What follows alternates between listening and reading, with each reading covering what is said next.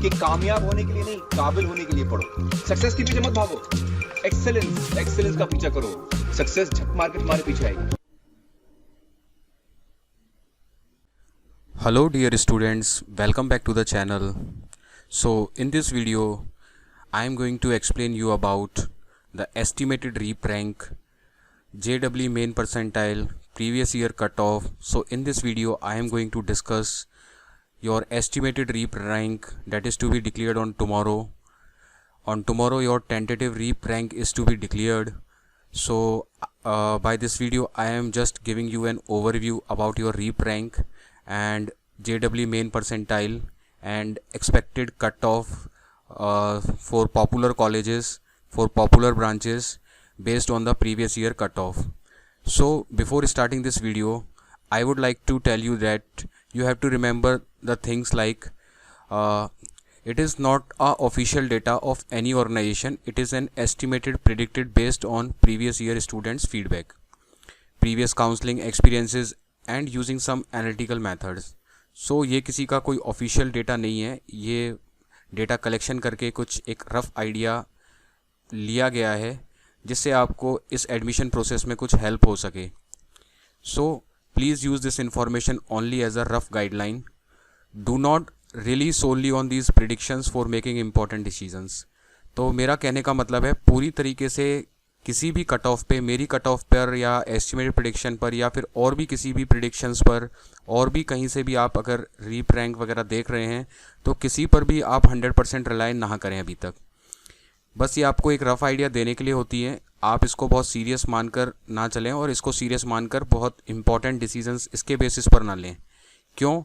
क्योंकि जो reap rank है और जो परसेंटाइल है वो बहुत वेरी करती है. क्योंकि जो परसेंटाइल है वो JEE मेंस के एग्ज़ामिनेशन के बेसिस पर मिलती है और JEE मेंस के एग्ज़ामिनेशन बेसिस पर मिलती है. तो 25 की अगर हम बात करें और ईयर 24 की बात करें, ये 24 है और ईयर 24 की बात करें तो उसके अंदर भी स्टूडेंट्स का डिफरेंस था. तो 2025 में JEE मेंस में 15,39,848 स्टूडेंट्स अपीयर हुए एंड इन 2024 14,15,110 कैंडिडेट्स यहाँ पर अपीयर हुए. तो दोनों में बहुत डिफरेंस है. और JEE मेंस एक इंडिया लेवल का एग्ज़ामिनेशन है, नेशनल लेवल का एग्ज़ामिनेशन है और रीप हो गया सिर्फ स्टेट लेवल का एग्ज़ामिनेशन हो गया. तो जब हम परसेंटाइल की बात करते हैं तो परसेंटाइल में बहुत, क्योंकि डेटा बहुत क्लोज नहीं है, सिर्फ एक स्टेट की बात कर रहे हैं और यहाँ पर हम नेशनल लेवल का एग्ज़ामिनेशन है जिसके अंदर सारे स्टेट्स इंक्लूड होते हैं. तो जब हम इसमें से निकालकर परसेंटाइल रीप के लिए फाइंड आउट करते हैं तो डेटा वेरिएशन बहुत बढ़ जाता है, डेटा का वेरिएशन बहुत ज़्यादा हो जाता है. तो एग्जैक्ट प्रिडिक्शन किसी के लिए भी पॉसिबल नहीं है और कोई ऑफिशियल, ना तो रीप कोई ऑफिशियल डेटा रिलीज़ करता है, ना कोई कॉलेज ऑफिशियल डेटा रिलीज़ करता है कि लास्ट ईयर्स की कट ऑफ उनके कॉलेज में क्या रही या रीप में क्या ऑफिशियल रैंक्स रहीं लास्ट ईयर में, वो कोई रिलीज़ नहीं करता. और प्रिडिक्शन में क्योंकि मैंने आपको बता दिया कि एक नेशनल लेवल के एग्ज़ामिनेशन सिर्फ एक स्टेट के बेसिस पर रैंक निकाल रहा है तो उसका जो वेरिएशन ऑफ साइज़ है वो बहुत ज़्यादा डिफ़र करता है. तो बहुत एग्जैक्ट नहीं, बट हाँ एक अनुमान ज़रूर लग सकता है आपको कि हाँ आपकी परसेंटाइल इतनी है तो आपके लिए क्या क्या पॉसिबिलिटीज़ हैं. ये ज़रूर आप कर सकते हो कि आपकी ये परसेंटाइल है, इससे ज़्यादा है तो आपके लिए क्या क्या पॉसिबिलिटीज़, पॉसिबल ब्रांचेस हो सकती हैं. तो उसका आइडिया इस वीडियो से लग जाएगा. और अगर हम 2024 में रीप कितने फॉर्म फिल किए गए थे, लगभग 18,000 फिल किए गए थे और 25 का कोई ऑफिशियल डेटा आया नहीं है. तो इस पर भी डिपेंड करता है कि इस बार रीप की तरफ कितना कैंडिडेट्स का इंटरेस्ट है, कितने कैंडिडेट इसमें फॉर्म के लिए अप्लाई कर रहे हैं. तो इस बार प्रोसेस ये रीप का काफ़ी जल्दी स्टार्ट हो गया और डेट्स भी बहुत जल्दी क्लोज़ कर दी. तो काफ़ी स्टूडेंट्स फॉर्म फिल करने से भी रह गए हैं. तो इस वजह से मे भी हो सकता है कि थोड़ा कम भी फॉर्म भरे जाएं और जो अब इस टाइम पे और पिछले साल के कंपैरिजन में जो स्टूडेंट्स का जो इंटरेस्ट लग रहा था उसमें भी मेरे को थोड़ा सा डिफरेंस लग रहा है. So there may be a variation. तो पिछली बार से ज़्यादा भी जा सकती है, पिछली बार जितनी भी रह सकती है और कम भी रह सकती है. सो इट डिपेंड्स, इन सारे फैक्टर पे डिपेंड करता है. तो ये सब आपको एक रफ़ आइडिया देने के लिए है. तो इसको बहुत ज़्यादा ऐसे सीरियस मत लेना और इसके बेसिस पर कोई डिसीजंस नहीं लेना. हाँ इससे गाइड ज़रूर होना कि हाँ इस परसेंटेज पे ये पॉसिबिलिटीज़ हो सकती हैं. तो चलिए स्टार्ट करते हैं इस वीडियो में। But before starting this video I am again requesting you my dear students, please कोई भी एक वीडियो बनाने में बहुत मेहनत लगती है और मैं आपके लिए बहुत डिटेल्ड इन्फॉर्मेशन हमेशा लाता हूं, और मैं बार बार कहता हूं कि मैं आपके लिए इस एडमिशन प्रोसेस तक ही नहीं, आने वाले टाइम में इन योर 4 ईयर जर्नी भी आपके साथ रहूंगा। क्योंकि मैंने बता दिया कि आपको इंजीनियरिंग में एडमिशन लेने के बाद भी बहुत सारी हेल्प की रिक्वायरमेंट होती है। ब्रांच चेंज सेकेंड ईयर में कैसे करते हैं, उसके बाद कॉलेज चेंज अगर करना है तो कैसे करते हैं, उसके बाद स्टडीज़ कैसे करनी है, इंटर्नशिप, प्रोजेक्ट्स किस तरीके से करने हैं। तो इस तरह से इंजीनियरिंग से रिलेटेड और एजुकेशन से रिलेटेड वीडियोस इस चैनल पर आपको मिलते रहेंगे। तो मेरे साथ जुड़ने में आपको फ़ायदा ही होगा, कोई नुकसान नहीं है। और अगर आप मुझे सब्सक्राइब कर हेल्प करते हैं, सपोर्ट करते हैं, तो इससे मेरा मोटिवेशन भी बढ़ता है, जिससे ना सिर्फ आपकी हेल्प हो पा रही है और आने वाले जो स्टूडेंट्स हैं जो अगले साल इस एडमिशन प्रोसेस का पार्ट बनेंगे, उनके लिए भी आप एक हेल्प का काम कर रहे हो। क्योंकि आपके सब्सक्रिप्शन के बेसिस पर ये पॉसिबल है कि मैं आगे इस चैनल को कंटिन्यू करता रहूं और आपके लिए यूज़फुल वीडियो लाता रहूं। ये तभी पॉसिबल है जब आप सब्सक्राइब करेंगे। तो आप ना सिर्फ मुझे हेल्प कर रहे हैं, आप आने वाले जो स्टूडेंट्स हैं उनको भी आप इस तरीके से हेल्प कर पाएंगे। तो I am again requesting you to please subscribe the channel and support me. So start करते हैं विद दिस वीडियो। सो सबसे पहले एक रैंक प्रिडिक्शन है कि आपकी जो परसेंटाइल बेसिस है उसके बेसिस पर आपकी कितनी रैंक आ सकती है। So it is basically expected REAP rank prediction based on JEE mains percentile, उसके बेसिस पर क्या रह सकती है। सो एक ये पैटर्न 1 मैंने यहाँ पर डिस्कस किया है। तो अगर आपकी 97.5 से 96 के बीच में है तो 1 से 200 के बीच में हो सकती है, 96 से 95, 201 से 350 के बीच में हो सकती है। और यहाँ पर रिमार्क है, मैं इनको इस वीडियो में नहीं पढ़ रहा हूँ, आप अपने बेसिस पर सेल्फ इनको पॉज करके वीडियोस को इनको पढ़ लेना। बस मैं यहाँ पर डिस्कशन कर रहा हूँ किस परसेंटाइल पे कितनी हो सकती है। तो 95 से 94 351 500, 94 टू 93 501 टू 750, 93 टू 93 751 से 1100, 92 से 91 1101 to 1400, and 90 to 90 91 to 90 1401 to 1700, 90 to 89 1701 to 2100, 89 to 88 2101 to 2400, 88 to 86 2401 to 3000, 86 to 83 3001 to 3700, 83 to 80 3701 to 4500, 80 to 75 4501 to 5800, 75 to 70 5801 to 6500, 70 to 61 6500 to 7500, 60 to 50 is 7500 to 9000, 50 to 40 9001 to 9800, and 40 to 20 is it is 9801 and 10,000। और इसके बाद जब ये 20 complete हो जाता है तो उसके बाद 12th बेसिस पर मेरिट बननी स्टार्ट हो जाती है। तो जब ये ख़त्म हो जाता है तो जो 12th परसेंटेज के बेसिस पर अप्लाई कर रहे हैं, चाहे उनके 98% भी क्यों ना हो, तो उनकी लगभग रैंक है वो 8000 9000 के बाद ही स्टार्ट होती है। या तो अगर फॉर्म कम भरे गए तो 8000 के बाद स्टार्ट हो जाएगी, फॉर्म ज़्यादा हो गए तो 9K के बाद स्टार्ट होगी, 9K और 10K लगभग इसके बाद ही। अगर आपके 12th में कितने भी अच्छे परसेंटेज हैं, आपने अगर JEE का एग्जामिनेशन नहीं दिया है, तो आपकी रैंक 8000 से बाहर जा सकती है, 9000 से, और या फिर 10,000 से। ये डिपेंड करता है कि इस बार कितने फॉर्म फिल किए जाते हैं JEE मेंस के बेसिस पर। बट ये मान के चलें कि 8000 के बाहर तो जाएगी चाहे कितने भी कम फॉर्म फिल किए जाएं। तो आप ये समझ गए होंगे और इसको पॉज कर आप देख सकते हैं। पैटर्न सेकंड पे बात कर लेते हैं। यहाँ पर थोड़ा बहुत और वेरिएशन लिया है, ये पैटर्न सेकंड है। अगर हम बात कर लेते हैं 98 से 96.5 तो 1 से 150 के बेसिस में, और 96.5 से 95.5 151 से 300, 95.5 से 94.5 301 से 600, 94.5 से 93 601 से 950, 93 से 91.5 951 से 1400, 91.5 89 तक 1401 टू 2000, 89 से 85 2001 टू 3000, 85 से 80 3001 से लेके 4200, 80 से 76 4201 से 6,200, 76 से 72, 5,201 से 6,000, 72 से 68, 6,001 से 6,800, 68 से 60 तक 6,801 से 7,600, 60 से 50 तक 7,601 से 8,800, 50 से 40 8,801 से लेके 9,600, 40 से 30 9,601 से 10,300 एंड 30 to 21 10,000 के आसपास रह सकती है। और इसके बाद मैंने बता दिया कि जिनके 12th की परसेंटेज है उनकी रैंकिंग स्टार्ट होगी। तो 12th बेसिस पर जिन्होंने भी फिल किया है, चाहे उनकी कितनी भी अच्छी परसेंटेज क्यों ना हो, तो उनको अगेन 9,000 के बाद रैंक मिलनी स्टार्ट होगी। तो आप ये समझ गए होंगे, लगभग ये रफ आइडिया है। इससे आप अंदाज़ा लगा सकते हैं कि आपकी रीप रैंक है वो किस रेंज तक आ सकती है, क्योंकि लास्ट ईयर के ट्रेंड के अकॉर्डिंग मैं बता रहा हूँ कि लास्ट ईयर लगभग इस रेंज में ये रीप रैंक स्टूडेंट्स को अलॉट हुई थी, इस रेंज के अंदर। तो उसके बाद मैं बात कर लेता हूँ, जैसे TFWS सीट है, तो TFWS जो सीट्स होती हैं तो वहाँ पर TFWS की जो रैंक जिनको भी अगर 500 के अंडर मिलेगी तो उनको किसी ना किसी कॉलेज में TFWS की सीट मिलने की पॉसिबिलिटी रहेगी। और अगर ये TFWS की जो रैंक है वो अंडर 150 से 200 के बीच में रहती है तो किसी भी कॉलेज में CSE ब्रांच मिलने की पॉसिबिलिटी रहेगी। और अगर ये TFWS रैंक अंडर 100 है तो टॉप के जो गवर्नमेंट कॉलेज हैं उसके अंदर CSE ब्रांच मिलने की पॉसिबिलिटी रहेगी, CSE या CSE रिलेटेड ब्रांचेस। तो 100 या फिर 150 तक आपको ये किसी भी टॉप गवर्नमेंट कॉलेजेस में CSE ब्रांच मिलने की पॉसिबिलिटी हो सकती है जब TFWS के जितने भी राउंड हैं, अपवर्ड मूवमेंट 2 जितने भी राउंड हैं कंप्लीट हो जाएंगे, तो इस रेंज के अंदर TFWS मिलने की टॉप गवर्नमेंट कॉलेजेस में पॉसिबिलिटी बन सकती है।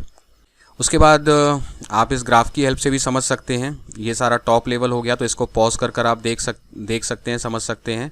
तो यहाँ पर 0 से स्टार्ट हो रहा है और ये 10,000 तक जा रहा है, किस तरीके से इसका वेरिएशन है। तो अगर आपको बहुत जल्दी में चीज़ों को समझना है तो आप समझ सकते हैं। So this is for estimated REAP rank, यहाँ पर एस्टिमेटेड है। It is top government college, it is by this line top government, mid government college, private college tier 1 इस तरीके से इस लाइन पे आपको मिल जाएंगे, एंड प्राइवेट कॉलेज टायर 2 इस पे मिल जाएंगे, एंड लो परसेंटाइल कॉलेजेस आपको इस पे मिल जाएंगे। तो आप इसको पॉज कर समझ सकते हैं, इस पे मैं ज़्यादा डिटेल में नहीं जाऊंगा क्योंकि काफ़ी लोगों को ये समझ में भी नहीं आएगा। उसके बाद अब ये तो बात हो गई कि मैंने वहाँ पर जो बताया है वो जनरल कैटेगरी के लिए बताया कि वो जनरल रीप रैंक है, और जनरल रीप रैंक है वो सभी को ही मिलेगी। जनरल रीप रैंक तो सभी स्टूडेंट्स को मिलेगी ही मिलेगी। तो जनरल रीप रैंक सभी स्टूडेंट्स को मिलेगी। तो उसके बाद कैटेगरी वाइज कैसे आप निकाल सकते हैं उसका फॉर्मूला मैंने एक बनाया है, बता देता हूँ। EWS OBC SC ST अपनी रीप रैंक कैसे एस्टिमेट कर सकते हैं जनरल रैंक से। तो सबसे पहले EWS की बात कर लेते हैं। तो EWS कैंडिडेट वहाँ से अपनी जनरल रैंक देख लेगा, अंदाज़ा लगा लेगा। तो वहाँ पर सपोज़ 80 परसेंटाइल है, 80 परसेंटाइल के अंदर अगर उसकी 3000 की रेंज में आ रही है या फिर कोई भी रीप रैंक आ रही है, तो वो EWS का कैंडिडेट अगर उसको 3 से डिवाइड कर देगा, तो 3 से डिवाइड करने के अपनी रीप जनरल रैंक को अगर वो 3 से डिवाइड कर देगा, तो 3 से डिवाइड करने के बाद जो आंसर आएगा उसी के आसपास उसकी क्या रह सकती है, रीप रैंक रहेगी उसकी। ये 900 भी हो सकता है, ये 1100 भी हो सकता है, लेकिन आप 3 से डिवाइड कर दोगे, आपकी जितनी भी रीप जनरल रैंक है उसको 3 से डिवाइड कर दोगे तो वो आपकी कैटेगरी में उतनी रैंक आ जाएगी। ऐसे ही OBC के जो कैंडिडेट हैं वो अपनी एस्टिमेटेड निकालना चाह रहे हैं तो वो डिवाइड बाय 2 कर देंगे। तो मान लीजिए आपकी 3000 रीप रैंक है, जनरल रैंक है, रीप जनरल रैंक 3000, तो आप 2 से डिवाइड कर देंगे तो वो लगभग 1500 के आसपास आ जाएगी। तो 1500 से वो 1300 भी हो सकती है और ये 1600 भी हो सकती है। तो लगभग 2 से डिवाइड करेंगे तो उसके आसपास जो वैल्यू आएगी वो OBC कैटेगरी के कैंडिडेट के लिए हो जाएगी। SC ST कैंडिडेट्स के लिए ये प्रिडिक्ट करना थोड़ा सा मुश्किल होता है क्योंकि उनका सैम्पल साइज़ है वो बहुत वाइड होता है। तो इस तरीके फार्मूले से एग्जैक्टली या आसपास भी निकलना थोड़ा सा मुश्किल होता है। बट SC ST के कैंडिडेट हैं वो 6 से डिवाइड करके देख सकते हैं, 6 से या 7 से डिवाइड करके देख सकते हैं, उसके आसपास उनकी पॉसिबिलिटी हो सकती है। बट ये बहुत एक्यूरेट नहीं होता, बट ये मेरा ट्राइड है कि ये लगभग काफ़ी एक्यूरेट रहता है और ये मेथड भी काफ़ी एक्यूरेट होता है। नेक्स्ट है एक रफ अप्रोच मैं देना चाहता हूँ प्रिडिक्शन के लिए। टॉप रैंक्स 1 से 200, JW परसेंटाइल 97.5 से 95 या 94 तक भी है। So likely to get top preference college and branches such as MBM में CSE मिल सकती है, CTU उदयपुर में CSE मिल सकती है, RTU कोटा में CSE मिल सकती है। And ranks 201 to 750, JE percentile 94 to 92, still good chances for CSE in popular colleges, may be the second और द थर्ड चॉइस। तो अच्छे कॉलेजेस में फिर भी चांसेस हैं CSE के या CSE रिलेटेड ब्रांचेस के। And also possible to get popular branches like AIDS and IT in MBM और CTAE Udaipur. And if your rank is 751, 2100 and JEE percentile is between 93 to 90, you may likely get ECE, mining, CS related branch, IT in MBM or RTU Kota or CTI Udaipur. CSE and related branch in college like JECRC, SKIT Jaipur may also be possible in this percentile. So इस percentile में ये private colleges हैं, उनकी भी आपको possibility है कि CSE branch यहाँ पर मिल जाए इस percentile के in between। रैंक अगर 2101 है, 4500 है, JW परसेंटाइल है 90 से 88 के बीच में, branches like civil, chemical, petroleum in MBM और CTE RTU मिलने की पॉसिबिलिटी होती है। पेट्रोलियम तो इजीली मिल जाएगी, इससे भी कम में भी मिल सकती है पेट्रोलियम, एंड सिविल भी इससे थोड़ा बहुत कम में मिल सकती है।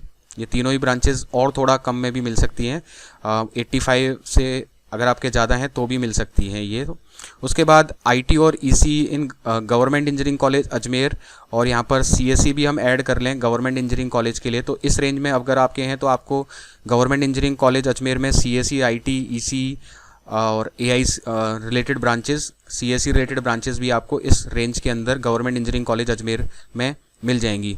BTU बीकानेर में आपको 86 से ज़्यादा हैं तो भी आपको CSE ब्रांच मिल जाएगी। उसके बाद रैंक है अगर 4501 से 9000, JW परसेंटाइल 80 से 50 है, ब्रांचेस इन स्मॉलर कॉलेज और less preferred branches in bigger college. तो बड़े बड़े कॉलेज जो होते हैं, बड़े बड़े नाम हैं, तो इस रेंज में परसेंटाइल है आपकी, इस रेंज में रैंक है, तो ऐसी ब्रांच आपको मिल सकती है जो ज़्यादा पॉपुलर नहीं है। तो बड़े कॉलेजों में ऐसी ब्रांच आपको मिल सकती है, इन बिगर कॉलेज ऐसी ब्रांच मिल सकती है जो ज़्यादा पॉपुलर नहीं है। और छोटे कॉलेजेस में आपको छोटे कॉलेज चूज़ करते हो तो वहाँ पर पॉपुलर ब्रांचेस आपको मिल सकती हैं इस रेंज के अंदर। So possibly IT, civil, textile, production etcetera in colleges like GEC Jaipur and MLV textile. So GEC Jaipur में यहाँ पर मिस्टेक हो गई लिखने में। GEC जयपुर के लिए ऑलमोस्ट आपको 85 से अबव हो पाएगी तो यहाँ पर मिल पाएगी CSE के अंदर ब्रांच, बाकी MLV टेक्सटाइल में मिल जाएगी। उसके बाद रैंक 9000 प्लस है, 50 to 20 और below. Chances mostly in lower preference colleges और specialised branches like textile and plastic technology. CPET है, ये भी गवर्नमेंट का इंस्टीट्यूट है, अगर आप प्लास्टिक टेक्नोलॉजी करना चाह रहे हैं तो इसको चूज़ कर सकते हैं CPET को उसके अंदर, तो ये गवर्नमेंट इंस्टीट्यूट है। उसके बाद बात कर लेते हैं, ये भी एक रफ अप्रोच है, यहाँ पर आप थोड़ा सा पढ़ लेना, मैं थोड़ा जल्दी में बता देता हूँ इसको। 96 है एस्टिमेटेड रैंक है, MBM में CSE, CTA में CSE, RTU कोटा में CSE 95.0, लगभग 400 तक यहाँ पर एस्टिमेटेड रैंक यहाँ तक जा सकती है। उसमें आपको RTU Kota CSE, MBM AIDS और CTI उदयपुर CSE यहाँ पर अगर 91.5 तक बात कर रहे हैं तो it is MBM EC, MBM mining, SKIT, CSE, JECRC like this. 88 में है तो GEC Ajmer, CSE, EC, BTU Bikaner, CSE, MBM, CTI Udaipur, civil MBM। 82 GEC Ajmer civil, तो इसको आप पॉज कर देख लेना। नेक्स्ट आगे बढ़ते हैं, ये काफ़ी रफ एस्टिमेशन है इसमें प्रेडिक्शन का। उसके बाद अगर हम ऑफिशियल डेटा की बात करें तो इस ऑफिशियल डेटा को भी आप स्टडी कर सकते हो। ये ऑफिशियल डेटा 22-23 सेशन का है, MBM यूनिवर्सिटी जोधपुर का, ये ऑफिशियल है। तो आप इसको पॉज कर देख सकते हैं कि कितनी कट ऑफ गई थी। मैं यहाँ पर जनरल की बात कर रहा हूँ, तो AIDS के लिए जो गई थी जनरल की जो रीप रैंक है उसकी कट ऑफ गई थी 1632 पर भी एडमिशन हो गया था इन केस ऑफ 22-23। तो इसके अंदर इस बार आप क्या कर सकते हैं कि इसके अंदर आप इसमें आपको कम करना पड़ेगा, तो इसके अंदर आप 20% तक कम कर दें 1632 का 20% तक कम कर दें, 20% इसका निकाल के कम कर दें, 20% सीट्स तक इसके अंदर 20% वेटेज निकाल के कम कर दें, तो आप फाइंड आउट कर सकते हैं कि इस बार कितनी जा सकती है। 20 और 30% इसके अंदर कम कर दें तो वो इस बार जा सकती है। तो वो आप खुद करके देख सकते हैं क्योंकि ये ऑफिशियल डेटा है। उसके बाद chemical engineering government aided seat है, इसकी जो जनरल कैटेगरी में लास्ट रीप रैंक गई थी वो 3261 पे एडमिशन मिल गया था। Civil engineering government aided seat, इस पे लास्ट एडमिशन 4402 पे मिल गया था। कंप्यूटर साइंस एंड इंजीनियरिंग, इस पे जो लास्ट एडमिशन है वो 476 पे मिल गया था। Electrical engineering government aided seat general REAP rank 3998, इस पे एडमिशन मिल गया था। इलेक्ट्रॉनिक्स एंड कम्युनिकेशन, इस पे 1988 पे एडमिशन मिल गया था। उसके बाद इलेक्ट्रॉनिक्स एंड कम्युनिकेशन इंजीनियरिंग 2367 पर एडमिशन मिल गया था। Electronics and electrical engineering SFS seat पे 4424 पे लास्ट इस रीप रैंक पे एडमिशन मिल गया था। आईटी एसएफएस 643 पर एडमिशन मिल गया था last REAP rank. And mechanical engineering में 3667 पर लास्ट रीप रैंक में एडमिशन मिल गया था। Mining engineering government aided seats पर 4411 पर एडमिशन मिल गया था। पेट्रोलियम गवर्नमेंट एडेड सीट 3731 तक भी एडमिशन मिल गया था। Production and industrial engineering government aided seats पर 3711 पर एडमिशन मिल गया था। एंड बीटेक आर्किटेक्चर बीआर के अंदर 52 तक भी एडमिशन यहाँ पर मिल गया था। तो आप इसको पॉज कर कर अपनी अपनी कैटेगरीज के लिए स्टडी कर सकते हैं। यहाँ पर कैटेगरी वाइज सभी का है, तो इसके अंदर आप 20 to 30% अभी के लिए कम कर दें, उतना फ़र्क पड़ सकता है। क्योंकि 2022-23 के बाद जब 24 में जो कट ऑफ आई थी वो इससे काफ़ी ज़्यादा डिफरेंट आई थी। तो अभी कट ऑफ क्या बढ़ती जा रही है, 23 में कट ऑफ बढ़ गई, 24 में कट ऑफ बढ़ गई, अभी 25 का कुछ कह नहीं सकते क्या जाएगा। थोड़ी बहुत वो भी रह सकती है, उससे कम भी रह सकती है, 24 से उससे ज़्यादा भी जा सकती है। इट डिपेंड्स कि मैंने आपको बता दिया कि फॉर्म कितने भरे जाते हैं और किस तरह के कैंडिडेट्स, कितनी परसेंटाइल के कैंडिडेट इस बार फॉर्म भरते हैं। अगर ज़्यादा परसेंटाइल, अच्छी परसेंटाइल के कैंडिडेट फॉर्म भरेंगे तो वो सीधी सी बात है कि कट ऑफ को बढ़ाएंगे ही बढ़ाएंगे। उसके बाद यहाँ पर मैं बता देता हूँ कि REAP rank versus college versus percentile की बात कर रहे हैं, तो इसको थोड़ा सा समझना पड़ेगा। ये जो परसेंटाइल वगैरह बता रखी है इस बेसिस पर बता रखी है कि जब तक रीप काउंसलिंग करता है, रीप काउंसलिंग राजस्थान राउंड में अपवर्ड मूवमेंट तक करता है तो वहाँ तक है, लेकिन सीटें फिर भी खाली रह जाती हैं, डायरेक्ट या स्पॉट राउंड तक भरा जाता है। तो इसलिए ही मैं कह रहा हूँ कि बिल्कुल एग्जैक्ट प्रिडिक्ट करना बिल्कुल पॉसिबल नहीं है। तो ये रीप के जो स्टार्टिंग का राउंड है, राजस्थान राउंड जो हुआ था, उसके बेसिस पर ये स्टूडेंट्स के फीडबैक के बेसिस पर ये एक आइडिया लगाकर ये बनाया गया है और प्रीवियस ईयर के फीडबैक्स के बेसिस पर ये आइडिया लगा के बनाया गया है। तो क्योंकि एडमिशन प्रोसेस राजस्थान राउंड के बाद भी कई स्टेप्स में अपवर्ड मूवमेंट होता है तो काफ़ी चेंज होता है और डायरेक्ट जब सीट खाली रह जाती है तो डायरेक्ट राउंड में भी एडमिशन लेते हैं स्टूडेंट्स, तो उनका भी काफ़ी टाइम कम परसेंटाइल और भी चली जाती है। तो इसीलिए मैं कह रहा हूँ कि आपको ये जो परसेंटाइल बता रहा हूँ जस्ट एक आइडिया देने के लिए बता रहा हूँ, इस पर बहुत ज़्यादा फोकस होके कि ऐसी जाएगी तो कहीं आप टॉप के कॉलेज ना भरें। मैं आपको हमेशा कहता हूं कि आपके ड्रीम कॉलेज सबसे ऊपर भरें, ड्रीम ब्रांच सबसे ऊपर भरें, चाहे आपको मिले ना मिले, बट इसमें कोई दिक्कत नहीं आ रही है कि आपको जो अच्छा कॉलेज लगता है, अच्छी ब्रांच लगती है, आप जो लेना चाहते हैं उसको टॉप से फिल करते करते करते करते नीचे की तरफ आएँ। सबसे पहले ड्रीम ब्रांचेस को फिल कर दें, ड्रीम कॉलेजेस को फिल कर दें, फिर मिड लेवल के कॉलेजेस, मिड लेवल की ब्रांचेस को फिल कर दें, फिर कुछ ऐसे कॉलेज भी रखें जो आपकी रैंक और उसके सूटेबिलिटी को, रैंक और ब्रांच के अकॉर्डिंग सूटेबिलिटी की, आपकी परसेंटाइल के अकॉर्डिंग आपको ये कॉलेज ये ब्रांच मिल सकती है, तो वो भी भर दें। तो इस तरीके से आपको, जिसका वीडियो मैंने बता रखा है कि किस तरीके से आपको चॉइस फिलिंग करनी है, तो उस तरीके से आपको ये करना होता है। तो ये जस्ट आपको एक आइडिया देने के लिए है, क्योंकि यहाँ पर ये कंप्लीट लास्ट तक का आइडिया नहीं है कि लास्ट में जाके एट लास्ट स्टूडेंट को किस परसेंटाइल पे कट ऑफ किस पे गई थी। ये जस्ट एक मिड प्रोसेस जो जहाँ तक हुआ था वहीं तक का एक बेसिक आइडिया है और जिसमें भी कोई ना कोई एरर हो भी सकता है इसके अंदर। सो एक जस्ट आइडिया देने के लिए। तो हम यहाँ पर MBM जोधपुर की बात करें तो मैं जनरल की बताते जा रहा हूँ, बाकी आप इसको पॉज करके देख लेना अपनी कैटेगरीज के लिए। तो CSE की 95 तक, AIDS 93, IT 91, EC 89, mining 93, ME 85 and electrical engineering 89 और यहाँ पर बिल्डिंग कंस्ट्रक्शन टेक्नोलॉजी 86। मैं आपको बता दूँ, वही जो मैं आपको बता रहा था कि ये सब प्रोसेस करने के बाद भी जब डायरेक्ट राउंड स्पॉट राउंड हुआ था तो MBM जोधपुर की 17 सीट्स पेट्रोलियम में खाली रह गई थी, 22 प्रोडक्शन में एंड 50 यहाँ पर बिल्डिंग कंस्ट्रक्शन टेक्नोलॉजी में, जिनको स्पॉट राउंड के थ्रू भरा गया था। तो स्पॉट राउंड में जब फॉर्म एप्लीकेशन मांगी गई थी तो इन सीट्स के लिए लगभग 465 स्टूडेंट्स ने JEE के बेसिस पर अप्लाई किया था और 12th बेसिस पर लगभग 64 कैंडिडेट्स ने इन बची हुई सीटों में डायरेक्ट एडमिशन राउंड में अप्लाई किया था। तो ये सीट क्या होती हैं, वैकेंट हो जाती हैं। क्या होता है कि इंटरनल स्लाइडिंग होती है, तो इंटरनल स्लाइडिंग में क्या होता है कि अगर आपको इलेक्ट्रिकल ब्रांच मिली है और ऊपर की ब्रांचेस में अगर सीट खाली है तो आप अपनी इलेक्ट्रिकल ब्रांच से दूसरी ब्रांच कॉलेज के अंदर रहते रहते चेंज करा सकते हो। वो कैसे कराते हैं उसके ऊपर मैं डिटेल्ड वीडियो बना दूंगा, जिससे आपको हेल्प लग जाएगी कि किस तरीके से आपको इंटरनल स्लाइडिंग करनी है। अगर आपका ड्रीम है कि कॉलेज है, आपका फर्स्ट ड्रीम है कि कॉलेज, और उसके बाद अगर आपको कॉलेज मिल जाए तो उसके अंदर कैसे ब्रांच चेंज करा सकते हैं, वो क्या कौन कौन से तरीके होते हैं, तो उस पर मैं अलग से आपको डिटेल में वीडियो बना के समझा दूंगा।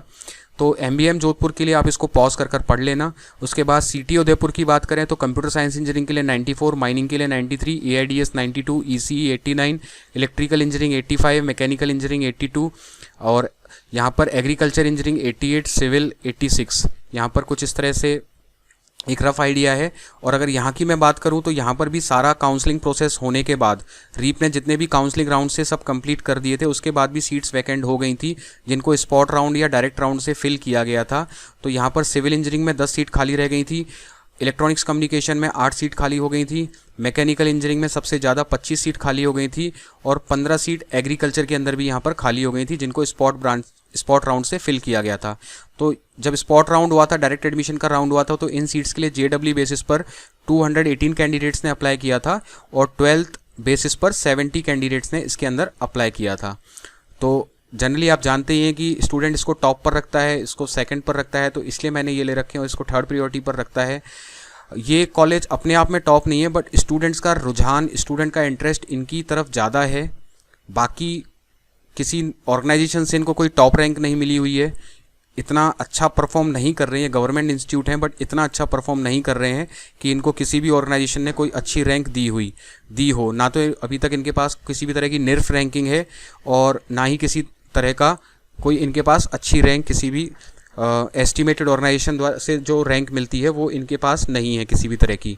बट स्टूडेंट का इंटरेस्ट इनकी तरफ बहुत ज़्यादा होता है, तो इसी वजह से ये स्टूडेंट की रैंकिंग है, स्टूडेंट के इंटरेस्ट की वजह से रैंकिंग है कि वो MBA जोधपुर की तरफ उनका इंटरेस्ट बहुत ज़्यादा है। लाइक CTA उदयपुर सेकंड हो गया एंड RTU कोटा थर्ड हो गया। सो RTU कोटा की बात करें तो यहाँ पर CSE के लिए 93, IT के लिए 91, ECE के लिए 88, इलेक्ट्रिकल के लिए 85, सिविल के लिए 82, एरोनॉटिकल के लिए 86, electronic instrumentation control engineering EIC के लिए 78, mechanical engineering 78, petrochemical 82 and petroleum 81 and production 55। तो यहाँ पर भी सीट लगभग सभी ब्रांचेस में खाली रह गई थी, सिर्फ CSE को छोड़कर। तो खाली रहने का मतलब थोड़ी बहुत सीटें खाली हो गई थी। जनरली पेट्रोलियम में ज़्यादा, मैकेनिकल में ज़्यादा खाली रह गई थी, प्रोडक्शन में खाली ज़्यादा हो गई थी। तो कुछ ऐसी ब्रांचेस होती हैं जो सिमिलर मैं ब्रांचेस बताता हूँ कि सिविल इंजीनियरिंग में खाली रह जाती है, मैकेनिकल में खाली रह जाती है जनरली गवर्नमेंट कॉलेजेस में, इलेक्ट्रॉनिक्स एंड कम्युनिकेशन में भी खाली रह जाती हैं किसी कॉलेजेस के अंदर।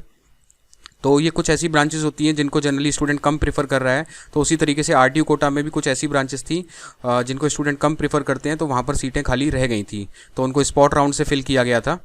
उसके बाद प्राइवेट कॉलेजेस में देख लेते हैं। तो प्राइवेट कॉलेजेस में जनरली स्टूडेंट्स, प्राइवेट कॉलेजेस में भी जनरली स्टूडेंट्स का जो क्रेज़ है वो JECRC जयपुर की तरफ पहला है, SKIT की तरफ सेकंड नंबर पर है और पूर्णिमा की तरफ थर्ड नंबर पर है। अगर प्राइवेट कॉलेजेस की बात करें तो इनके पास भी कोई ऐसी रैंकिंग नहीं है, किसी ऑर्गेनाइजेशन से इनको बहुत अच्छी रैंकिंग मिल रखी हो, किसी तरह की इनके पास NIRF से बहुत अच्छी रैंकिंग हो। बस ये है कि राजस्थान टेक्निकल यूनिवर्सिटी जो रैंकिंग देता है, राजस्थान टेक्निकल यूनिवर्सिटी भी इनको एस्टिमेट करके रैंकिंग देता है, बट वो बहुत ज़्यादा फेयर प्रोसेस नहीं है। तो Rajasthan technical university quality index value के बेसिस पर इनको रैंक देता है। तो उस बेसिस पर राजस्थान टेक्निकल यूनिवर्सिटी ने तो SKIT को नंबर 1 पे रखा हुआ है एंड JECRC जयपुर ये सेकंड नंबर पे एंड पूर्णिमा को थर्ड नंबर पे रखा हुआ है, अगर हम राजस्थान टेक्निकल यूनिवर्सिटी की रैंकिंग की बात करें तो। JECRC जयपुर देख लेते हैं। तो इसके अंदर CSE 91, AIDS 89, AI 87, IT 88, electrical 82, ECE 65, mechanical engineering 48, civil 78। तो यहाँ पर भी सीट्स वैकेंट रह गई थी CSE को छोड़कर थोड़ी बहुत सभी ब्रांचेस के अंदर हल्की फुल्की। उसके बाद SKIT की बात करें तो CSE 90, AI 88, IT 82, DS 85, IUT 78, ECE 68, electrical engineering 52, mechanical engineering 45, civil 56 and Poornima की बात करें तो CSE 85, AIDS 80, AI 77, cyber 76, regional जो लैंग्वेज में रीजनल लैंग्वेज में जो कराते हैं CSE का कोर्स। रीजनल लैंग्वेज मतलब आप कोई भी लैंग्वेज ऑप्ट कर सकते हो, जनरली हिंदी है। अगर आपको हिंदी रीजनल लैंग्वेज में करना है तो ये CSE ब्रांच आपको काफ़ी कम परसेंटाइल पर मिल जाती है। अगर आप हिंदी में स्टडी करना चाहते हो, रीजनल लैंग्वेज में इंजीनियरिंग को पढ़ना चाह रहे हो, CSE ब्रांच लेना चाह रहे हो, तो CSE रीजनल जो है वो 63 या 60 परसेंटाइल के पे भी मिल सकती है, या फिर 55 तक भी आपको मिल सकती है। उसके बाद IT हो गया 68, सिविल हो गया 48, मैकेनिकल इंजीनियरिंग 55, ECE 58, इलेक्ट्रिकल 56। तो ये कुछ प्राइवेट कॉलेजेस हैं जहाँ पर लगभग इतनी परसेंटाइल जा सकती है। बाकी CSE का ही क्रेज़ ज़्यादा रहता है, तो CSE की थोड़ी ज़्यादा जाती है इन तीनों में। बाकी उसके अलावा कम होती जाएगी, तो थोड़ा कम भी है तो भी मिल जाएगी। और कोर ब्रांचेस की बात करें जैसे सिविल, मैकेनिकल, इलेक्ट्रिकल और यहाँ तक ECE है, तो वो भी आपको थोड़ा कम उस पर भी मिल सकती है। जनरली JEC RC में थोड़ा EC ज़्यादा पे रहती है, EC की परसेंटाइल थोड़ी ज़्यादा रहती है, बट SKIT पूर्णिमा में तो वो थोड़ी कम ही रहती है। उसके बाद और कुछ कॉलेजेस हम देख लेते हैं, जैसे इंजीनियरिंग कॉलेज बीकानेर है, उसमें CSE की बात करें, CSE चाहिए तो अबव 75 परसेंटाइल पे मिलने की पॉसिबिलिटी है, और बाकी ब्रांचेस मिल जाती हैं, इसके नीचे भी हैं तो आप समझ सकते हैं।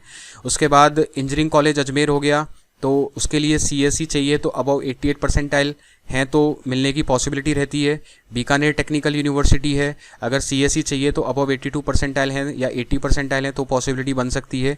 उसके बाद गवर्नमेंट इंजीनियरिंग कॉलेज हैं, जयपुर है, ये गवर्नमेंट इंजीनियरिंग कॉलेज जयपुर है, तो ये भी एक ऐसा कॉलेज है, अभी फैसिलिटी इतनी अच्छी तो डेवलप नहीं है, बट इसके अंदर सारी गवर्नमेंट एडेड सीट्स हैं, सारी सीट्स हैं, सभी ब्रांचेस की गवर्नमेंट एडेड सीट्स हैं।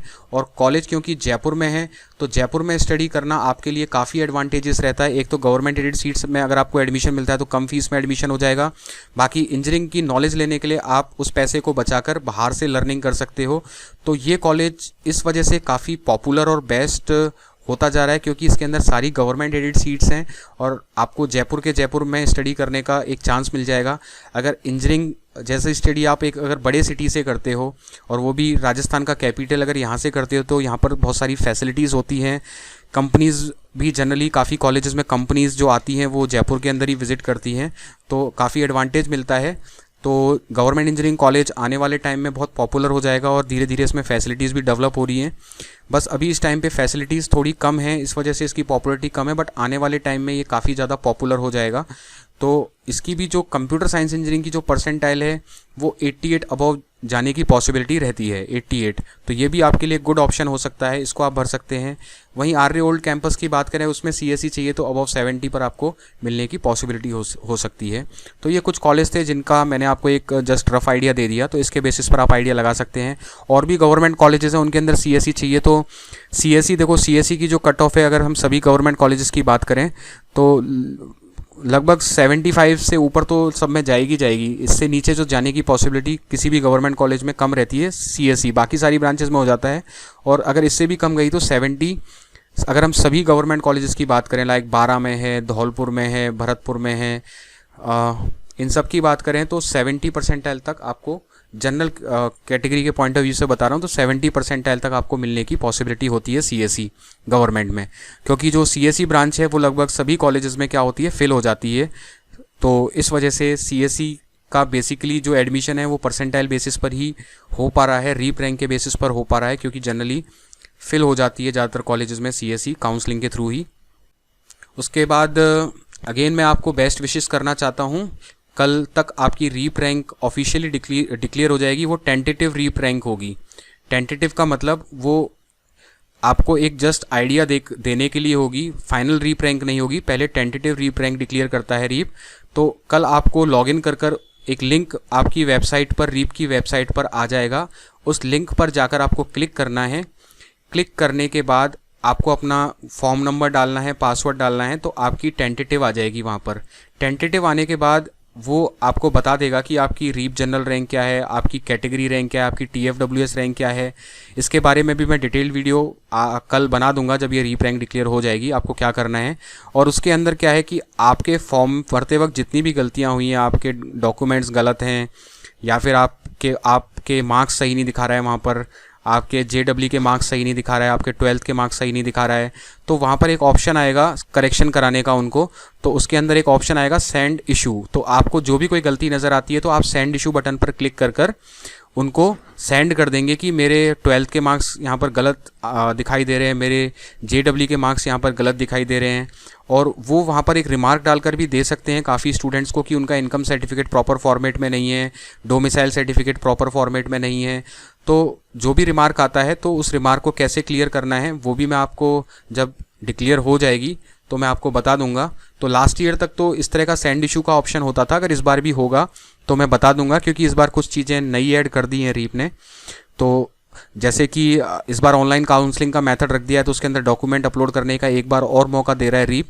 तो मे बी आपको उस टाइम पे अगर मौका मिल रहा है तो इस टाइम ना मिले, तो ये डिपेंड करता है। बट वहाँ पर कोई आपको टेंटेटिव रीप रैंक में डेटा करेक्ट करने का तो आएगा ही आएगा, सेंड इशू करने का ऑप्शन आएगा ही आएगा। तो वहाँ पर अगर आपके JEE के मार्क्स में कोई प्रॉब्लम है 12th के मार्क्स में, तो आप उनको करेक्ट करा सकते हैं। करेक्ट करा देंगे तो उससे आपकी रीप रैंक वापस से इम्प्रूव हो जाएगी और फिर 1-2 दिन बाद आपकी रीप फाइनल रैंक आ जाएगी। तो अगेन आप सभी को best wishes for your REAP rank, and ज़रूर कमेंट करके बताना कि आपकी टेंटेटिव रीप रैंक क्या आ रही है, उसके अंदर क्या आपको वहाँ पर कोई रिमार्क लिखा हुआ आ रहा है आपके डॉक्यूमेंट से रिलेटेड, आपके मार्क्स से रिलेटेड। सो अगर आपकी जो भी प्रॉब्लम्स होंगी मैं रिजॉल्व करने की कोशिश करूँगा। कमेंट बॉक्स में कमेंट करके पूछ लेना। So again best wishes for your REAP rank, and at last I am again requesting you to all of you, please subscribe the channel to get more update from @admission to education master. Thank you, bye bye. Will you meet in the next video with more informative information related to REAP engineering admission. So till then, thank you, bye bye. Hello students. Scroll the playlist at Admission Master for admission process. Fee structure, college review, previous year cutoff, previous year placement record, how to select branch, how to report college, how to complete reporting documents, insights of college, admission process, many more to come. I am with you in your college journey, so subscribe Admission Master and be a part of community.